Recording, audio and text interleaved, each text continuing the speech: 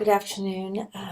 I wanted to check in with you. I'm sorry for the delay in some of my responses. I've had a personal sort of family issue come up, but we're now back on track. I wanted to go over your research and kind of talk a little bit about that, and also to talk about some of the resources that we have available for you. So first I'm going to talk about the topic, racial profiling.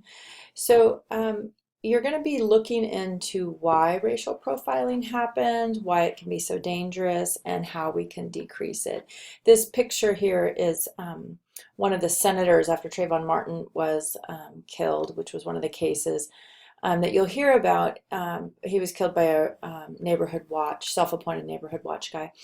You might have seen a lot of people after that wearing their hoodies. He had a hoodie up and went to the store to go get some Skittles and tea and basically was killed and was not armed. And so in protest, a lot of people, including US senators, were donning hoodies at that time. So we want to look at different types of racial profiling. So you have options here. There are a variety and they have different implications and different reasons why they occur.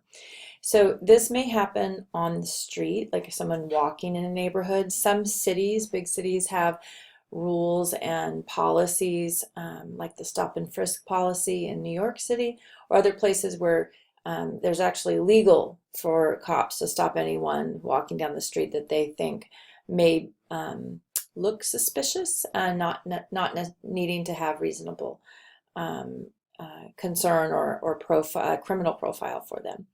Second is near the U.S. border immigration. There's been laws passed in Arizona and in Georgia that allow police officers, not just immigration officials, but police officers to stop anyone who they think may be illegal. And this includes just by looking at the color of their skin or any other behavior, and using that physical racial profiling in order to stop them.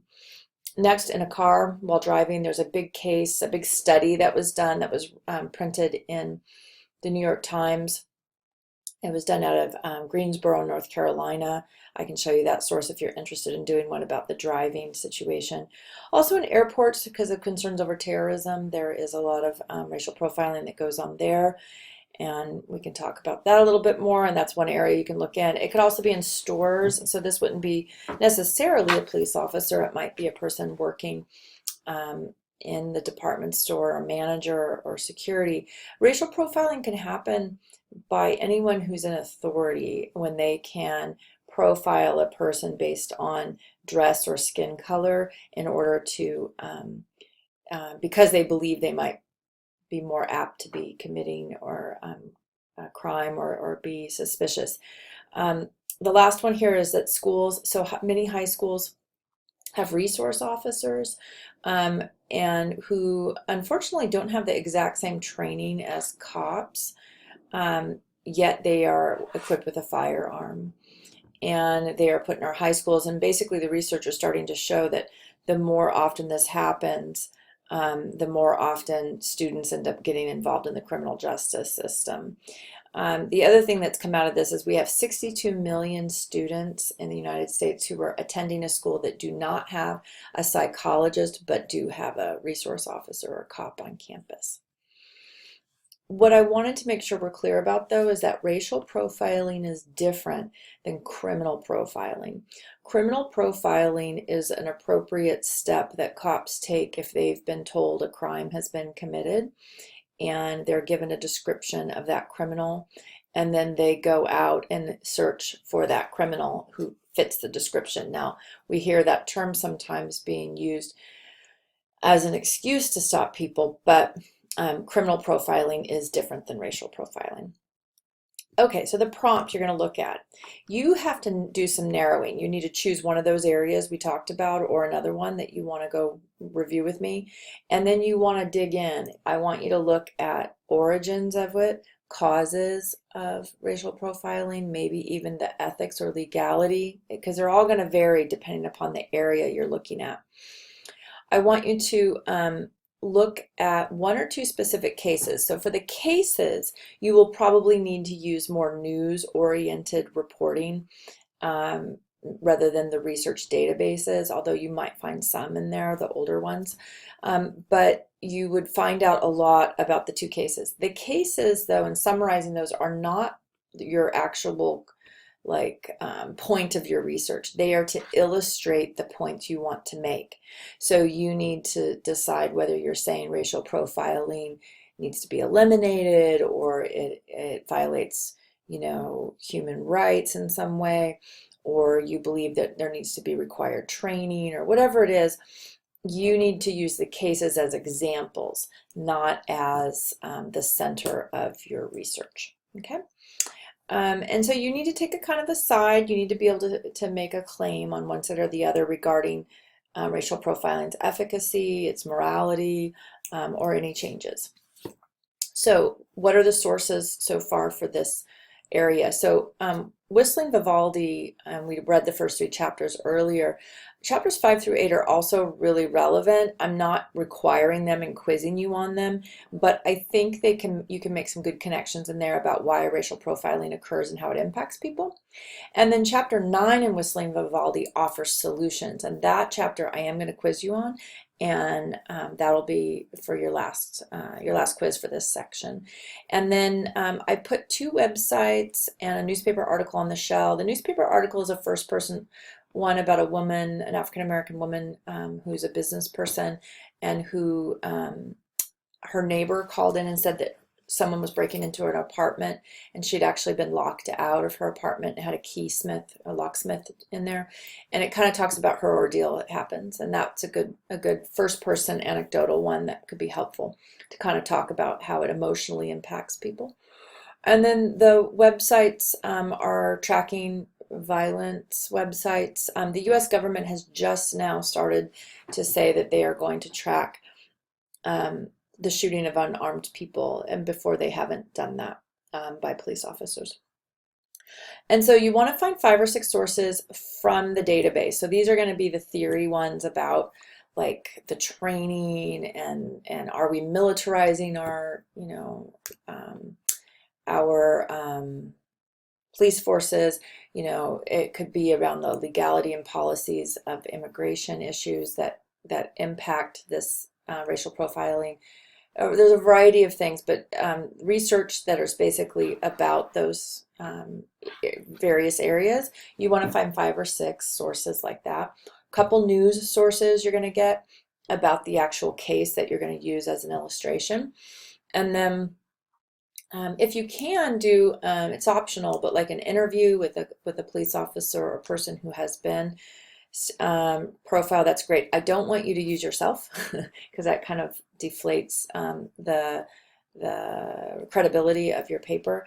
But if you do have someone you could interview, that would be good. So this essay, I'm asking you to try to make a concession and a counter argument. The concession can come in different places. It means to concede means to give away. It is where you're showing the merit of some aspect of your opposition's point of view.